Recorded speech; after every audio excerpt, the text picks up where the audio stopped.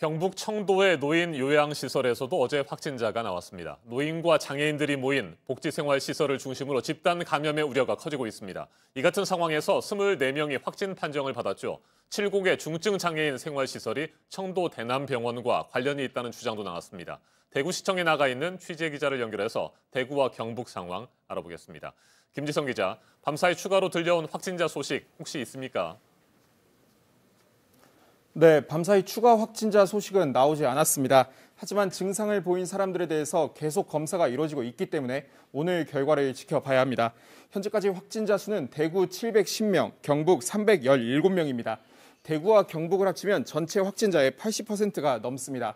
대구에서는 시내버스 기사가 확진 판정을 받기도 했습니다. 대구에서는 어제 사망자도 1명 발생했습니다. 신천지 교인인 73살 남성입니다. 평소 당뇨와 고혈압을 앓고 있다고 전해졌습니다. 국내에서 총 12명이 사망했는데 이 가운데 11명이 대구, 경북 지역입니다.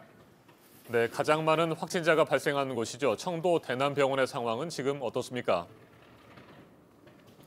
네, 현재 청도 대남병원에서 나온 확진자는 114명입니다.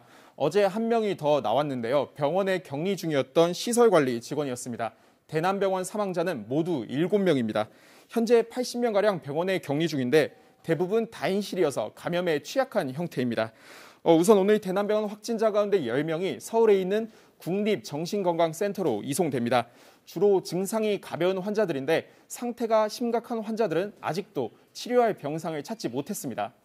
네, 경북 7곳의 중증 장애인 생활시설에서도 확진자 24명이 나왔는데 이곳 직원들이 청도 대남병원을 오갔다는 증언도 나왔군요.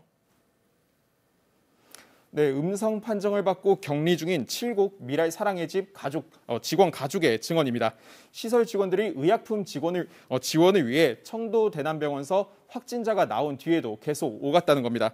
현재까지는 확진자인 신천지 교인 어머니와 접촉한 입소자를 통해 집단 감염이 시작한 걸로 보고 있는데 또 다른 감염원의 가능성이 제기된 겁니다.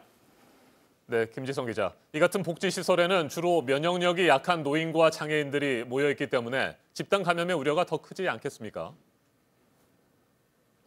네, 어제 청도의 한 노인 요양시설에서도 확진자가 나왔습니다. 이곳에서 요양보호사로 일하고 있는 여성입니다. 이 여성은 지난 16일 31번 확진자가 다녀갔던 신천지 예배에 참석한 것으로 드러났습니다. 앞서 경북 예천에서도 확진자가 나왔는데 직원이 신천지 교인과 접촉해 감염된 것으로 추정하고 있습니다. 시설을 드나드는 직원이 신천지 교인과 관련돼 있다면 시설 내 집단 감염 우려가 커집니다. 그래서 경북도청은 일단 신천지 교인들을 복지시설 업무에서 배제할 방침입니다. 지금까지 대구시청에서 JTBC 김지성입니다.